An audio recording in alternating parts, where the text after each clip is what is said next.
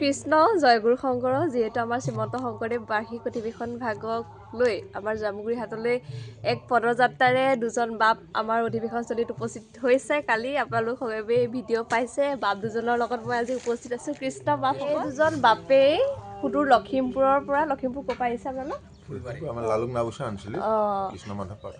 সেই তেওঁলোক তাৰ পৰা পদযাত্ৰা কৰি আমাৰ জামুগুৰি হাটৰ বিষ্ণুজ্যোতি সমন্বয় ক্ষেত্ৰত উপস্থিত হ'লহি কালি। আপোনালোকৰ কিমান দিন সময় লাগিলে আহোঁতে? 11 দিন লাগিছে। আহোঁতেতো একো অসুবিধা হোৱা নাই চাগে? কৃষ্ণ কেনেকুৱা লাগিলে আহি? বহুত আনন্দ লাগি আহি আছে, বহুত ভাল লাগিলে। ৰাস্তাত মানে ভকতসকলে বহুত মৰম কৰিছে।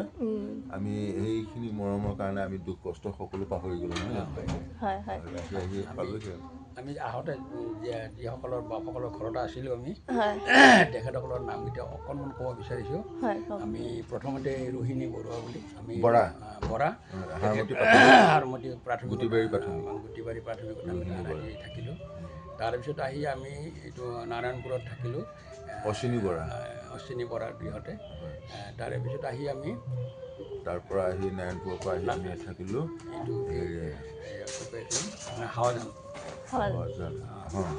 হাৱাজানত থাকিলোঁ আমাৰ চিন্তু ভূঞা বাপৰ গৃহতে। তাৰপিছত আহি বাপেকৰ নাম সুৰেণ ভূঞা নেকি? আমি তেখেতসকলৰ গৃহতে থাকিলোঁ। তাৰপিছত আহি আমি ডুবিয়াত থাকিলোঁ, সুৰেণ বৰা বাপৰ গৃহতে থাকিলোঁ। তেওঁৰ নাম সুৰেণ বৰা। আমি এনেকৈ আহি পুতেকৰ নামটো নাৰায়ণ হেৰি থাকিলোঁ আমি। আপোনালোক মানে এনেকৈ অলপ জীয়াই আহি আছে? হয়, জীয়াব লাগিব, যিহেতু দূৰ যথেষ্টখিনি আছে। 200 কিলোমিটাৰ নে 240 কিলোমিটাৰ, যথেষ্টখিনি দূৰ আছে।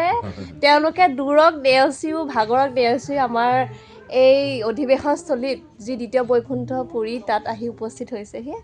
অশেষখিনি ধন্যবাদ। লগতে আপোনালোকক লৈ পেলাই ঈশ্বৰৰ ওচৰত প্ৰাৰ্থনা কৰিছোঁ। আমি এটা কথা ক'বই লাগিব, নক'লে আমাৰ বহুত মহাপাপ হ'ব যে আমাৰ এই পদযাত্ৰাত আমাৰ পথ প্ৰদৰ্শক আমাৰ লালুকনা বৈশ্যা আঞ্চলিক নিজাপাৰা প্ৰাথমিক শাখাৰ উপসভাপতি গজেন ভূঞা প্ৰভুজন, নহয় জানো? তেখেতৰ নামটো আমি ক'বই লাগিব।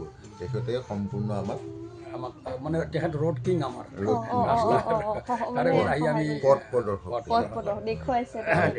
সম্পূৰ্ণ ইয়াত পোৱা লাগে আৰু তেখেতে মানে খবৰ লৈ আছে। তাৰপিছত ভাস্কৰ ভূঞা বুলি এজন আমি পাইছোঁ, তেখেতে টকৌবাৰী, তেখেতে সেইটো বৰ্ডাৰ আৰু তাৰমানে লখিমপুৰৰ পৰা অহা আমাৰ টকৌবাৰীত আমি তেখেতৰ বৰ্ডাৰ।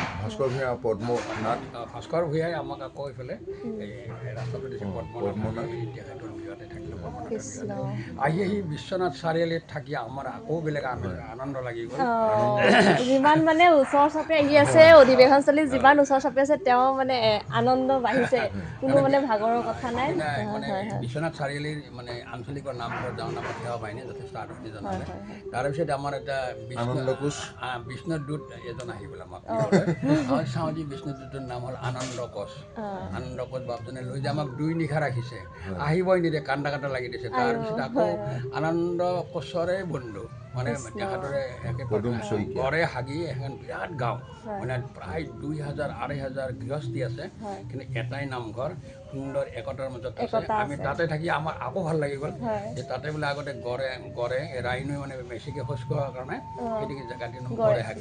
তাতে আকৌ পদুম শইকীয়া বুলি এজন বাপক পালত, আইগৰাকীৰ নাম চম্পা শইকীয়া, তেখেতসকলৰ গৃহত মানে সংস্কৃতৰ ভঁৰাল আছে, গান বাজনা অল এভৰিথিং আছে। আমি তাতে আমি দুয়ো নামো গাইছোঁ, গাই আমি এটাৰ পৰা আহিলোঁ। আৰু বাপজনাই আমাক এই নিশা উৰিবলৈ আমাক কম্বল দিছে। তাৰপিছত আমাৰ এই আনন্দ কোচে আমাক পিন্ধিবলৈ চুৰিয়া দিছে, গামোচাটো দিয়াটো নকওঁৱে, এখেতসকলে কাপোৰ কানি ধুই দিছে যথেষ্টখিনি সেৱা কৰিছে। আৰু পদুম শইকীয়া, চম্পাই আৰু আনন্দ কোচৰ আয়ে আমাক বহুত কৰি আমাক মানে আমি আহি চতিয়া পালোঁ। চতিয়াত আমি নিশা থাকিলোঁ। চতিয়াৰ পৰা এইখিনি আহোঁতে আমি প্ৰতি খোজত আমাৰ বাপজনৰ নামটো ক'ব লাগিব, ভৱেশ হাজৰিকা। মই নামটো পালোঁ। তাৰপিছত আহি তোমাৰ চতিয়াৰ পৰা এই সৌৰভ বোলা এইজন সাংবাদিক, তেখেতে আমাক নচুৱাই আনিছে, মানে ৰাস্তাতে আমাক নচুৱাই আনি আছে, সেইটো কৰি আছে। আমি সৌৰভ সাংবাদিকজনক আমি এই যোগেদি ধন্যবাদ জ্ঞাপন কৰিছোঁ আৰু লগতে আমাৰ ভাস্কৰ ভূঞা যিজন আমি তেখেতৰ আমি ঘৰত আমি হেৰি খাই মহাপ্ৰসাদ খাই আছিলোঁ তেখেতে ইতিমধ্যে আমাৰ নিয়ম বাৰ্তা আৰু কি পেপাৰত দিছে আমাৰ এটা নিউজ দিছে তেখেতে গতিকে আমি তেখেতক এই দূৰণিৰ পৰা আপোনালোকৰ এই পদযাত্ৰা মানে অসমত ভাইৰেল হৈছে যথেষ্টখিনিয়ে গম পাইছে চাইছে তেওঁলোকেও চাইছে আৰু আগতে এনেকুৱা যাত্ৰা হৈছিল নে মানে আগতে মই কৈছোঁ লখিমপুৰৰ পৰা যোৰহাটলৈ গৈছিলোঁ যোৰহাট এই যোৰহাটতে এখেতক আমাৰ চিনাকি হৈছিলে তাতে আমি কথা পাতিছিলোঁ অহা বছৰ আমি দুয়ো মিলি তেজপুৰ অধিৱেশনলৈ ঠিক ঠিক ঠিক সময় তেখেতো আহিলে দুয়ো মিলি ওলাই আহিলোঁ আৰু এইখিনিত আহি তোমাৰ এই বাসুদেৱ থানখন পাৰ হৈ আহি তুমি এনেকুৱা আনন্দ লাগিছে যে কেতিয়া কিমান খোজ আগুৱাই গৈছে আমি গমেই পোৱা নাই ইমান ভাল লাগিছে আৰু এটা কথা যে আমাৰ জামুগুৰিহাটত মানে বেলেগ অঞ্চলতকৈ নামঘৰৰ ভাগৰ সংখ্যা বহুত মানে প্ৰায়